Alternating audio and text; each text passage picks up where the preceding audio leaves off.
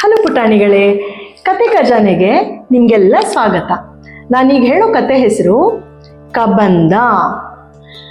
ವಿಶ್ವವಸು ಅಂತ ಒಬ್ಬ ಗಂಧರ್ವ ಇರ್ತಾನೆ. ನೋಡಕ್ಕೆ ತುಂಬ ಚೆನ್ನಾಗಿರ್ತಾನೆ, ತುಂಬ ಬಲಶಾಲಿ ಬೇರೆ.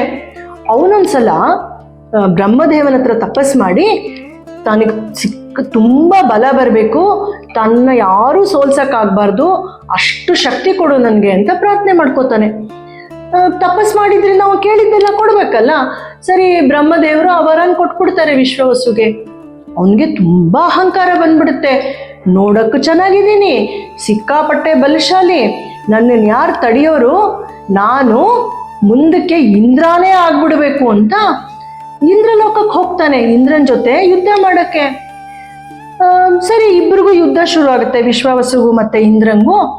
ಇಂದ್ರ ಏನು ಮಾಡ್ತಾನೆ, ತನ್ನ ವಜ್ರಾಯುಧ ತಗೊಂಡು ಒಂದ್ಸಲ ಜೋರಾಗಿ ಈ ವಿಶ್ವವಸು ತಲೆ ಮೇಲೆ ಹೊಡೆದು ಬಿಡ್ತಾನೆ. ವಜ್ರಾಯುಧ ತುಂಬ ಶಕ್ತಿಶಾಲಿ ಆಗಿರೋ ಆಯುಧ. ಈ ವಿಶ್ವವಸು ತಲೆ ಏನಾಗುತ್ತೆ, ಪಟಕ್ ಅಂತ ಅವನ ಹೊಟ್ಟೆ ಒಳಗಡೆ ಸೇರ್ಕೊಂಡ್ಬಿಡುತ್ತೆ. ಆ ಹೊಡೆದಿದ್ದ ರಭಸಕ್ಕೆ ಅವನ ಕಾಲು ಹೋಗಿ ಹೊಟ್ಟೆ ಒಳಗಡೆ ಸೇರ್ಕೊಂಡ್ಬಿಡುತ್ತೆ. ಈಗೇನಾಯ್ತು, ಅವನಿಗೆ ತಲೆ ಭಾಗನೂ ಇಲ್ಲ, ಕಾಲಿನ ಭಾಗನೂ ಇಲ್ಲ, ಮಧ್ಯ ಇಷ್ಟು ಹೊಟ್ಟೆ ಭಾಗ ಇದೆ. ಅಲ್ಲೇ ಒಂದು ಬಾಯಿ, ನೆಲಕ್ಕೆ ಕುಸ್ತು ಕೂತ್ಕೊಂಡ್ಬಿಡ್ತಾನೆ. ಏನು ಮಾಡೋದು ಗೊತ್ತಾಗಲ್ಲ. ಆವಾಗ ಕೇಳ್ಕೊತಾನೆ ಅವನು, ಅಯ್ಯೋ ನಂಗೆ ಹಿಂಗೆ ಆಗೋಗ್ಬಿಟ್ರೆ ನಾನು ಹೆಂಗೆ ಬದುಕಿರೋದು, ಊಟ ತಿಂಡಿ ಹೆಂಗೆ ಮಾಡೋದು ಅಂತ. ಆವಾಗ ಇಂದ್ರ ಹೇಳ್ತಾನೆ, ನೀನು ಇಲ್ಲಿಂದ ಅಲ್ಗಾಡಕ್ಕಂತೂ ಆಗಲ್ಲ, ನಿಂದು ಹೂತೋಗ್ಬಿಟ್ಟಿದೆ ದೇಹ ಭೂಮಿ ಒಳಗೆ. ನಿನ್ನ ಕೈ ಉದ್ದ ಆಗೋಕ್ಕೆ ಒಂದು ಆಶೀರ್ವಾದ ಕೊಡ್ತೀನಿ. ಕೈ ಉದ್ದ ಆದರೆ ನೀನು ಕೂತಿದ್ದ ಕಡೆ ಕೂತ್ಕೊಂಡು ಕೈ ಹಿಂಗೆ ಉದ್ದ ಉದ್ದ ಮಾಡಿ ಏನು ಊಟ ಬೇಕೋ ಹಿಂಗೆ ತೊಗೊಂಡು ತಿಂತಾ ಇರಬಹುದು. ಯಾವಾಗ ರಾಮ ಲಕ್ಷ್ಮಣರು ಈ ಕಾಡಿಗೆ ಬಂದು ನಿನ್ನ ಕೈ ಕತ್ತರಿಸ್ತಾರೋ ಆವತ್ತು ನಿನಗೆ ಶಾಪ ವಿಮೋಚನೆ ಅಂತ. ಸರಿ, ಇವನು ನೋಡೋಕೆ ತುಂಬ ಚೆನ್ನಾಗಿದ್ದ ವಿಶ್ವವಸು. ಇವಾಗ ಈ ಥರ ಆಗೋದನ್ನ ನೋಡೋಕ್ಕೂ ಚೆನ್ನಾಗಿಲ್ಲ, ಓಡಾಡೋಕ್ಕಾಗಲ್ಲ, ಕೂತಿದ್ದ ಕಡೆ ಕೂತಿರ್ಬೇಕು. ಅದಕ್ಕೆ ಆವಾಗ ಅವನಿಗೆ ವಿಶ್ವವಸು ಅಂತ ಕರೆಯೋದಿಲ್ಲ, ಕಬಂಧ ಅಂತ ರಾಕ್ಷಸನ ಒಂದು ಹೆಸರಾಗೋಗುತ್ತೆ. ಕಬಂಧ ಅಂದರೆ ತಲೆ ಇಲ್ಲದೆ ಇರೋನು ಅಂತ ಅರ್ಥ.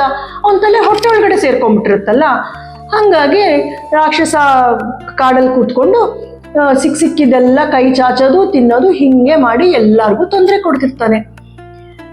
ಹೀಗೆ ಒಂದಷ್ಟು ದಿನ ಆದಮೇಲೆ ರಾಮ ಲಕ್ಷ್ಮಣರು ಸೀತೆಯನ್ನು ಹುಡುಕೊಂಡು ಆ ಕಾಡಲ್ಲಿ ನಡ್ಕೊಂಡು ಬರ್ತಾ ಇರ್ತಾರೆ.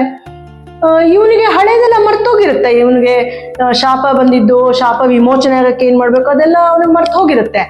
ಸಿಕ್ಕಿದವ್ರು ತಿನ್ನತ್ತಾನೆ ಅವನ ಕೆಲಸ. ಅವನೇನು ಮಾಡ್ತಾನೆ, ಕೈ ಚಾಚಿ ರಾಮ ಲಕ್ಷ್ಮಣ ಇಬ್ಬರನ್ನು ನನ್ನ ಕೈಯಲ್ಲಿ ಹಿಂಗೆ ಹಿಡ್ಕೊಂಡ್ಬಿಡ್ತಾನೆ ತಿನ್ನಕ್ಕೆ ಅಂತ.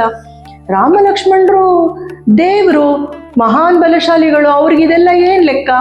ಅವ್ರೇನು ಮಾಡ್ತಾರೆ, ಇಬ್ಬರು ಒಂದೊಂದು ಬಾಣ ಬಿಟ್ಟು ಒಂದು ತೋಳನ್ನು ಒಬ್ರೊಬ್ರು ಕತ್ತರಿಸಿ ಹಾಕ್ಬಿಡ್ತಾರೆ. ಆವಾಗ ಕಬಂದಂಗೆ ಶಾಪ ವಿಮೋಚನೆ ಆಗೋಗುತ್ತೆ. ಅವನು ತಿರ್ಗಾ ವಿಶ್ವವಸು ಅನ್ನೋ ಗಂಧರ್ವ ಆಗಿ ಬದಲಾಗೋಗ್ತಾನೆ. ರಾಮ ಲಕ್ಷ್ಮಣರಿಗೆ ನಮಸ್ಕಾರ ಮಾಡಿ, ನೀನು ಯಾವತ್ತೂ ಅಹಂಕಾರ ಮಾಡಲ್ಲ ನನ್ನ ಜೀವನದಲ್ಲಿ, ನಿಮ್ಮಿಂದ ನನಗೆ ಪುನರ್ಜನ್ಮ ಸಿಕ್ತು ಅಂತ ಹೇಳಿ ಅವ್ರ ಆಶೀರ್ವಾದ ತಗೊಂಡು ತಾನು ಗಂಧರ್ವ ಲೋಕಕ್ಕೆ ಮತ್ತೆ ಹೋಗ್ತಾನೆ. ಮಕ್ಕಳಿಗೆಲ್ಲ ಈ ಕತೆ ಇಷ್ಟ ಆಗಿದ್ರೆ ನಮ್ಮ ಚಾನೆಲ್ ಸಬ್ಸ್ಕ್ರೈಬ್ ಮಾಡಿ. ಇನ್ನೂ ಒಂದು 4 ಜನ ಸ್ನೇಹಿತರಿಗೆ ಈ ಕಥೆನ ಹೇಳಿ. ಮತ್ತೆ ಸಿಗೋಣ. ಟಾಟಾ ಬಾಯ್.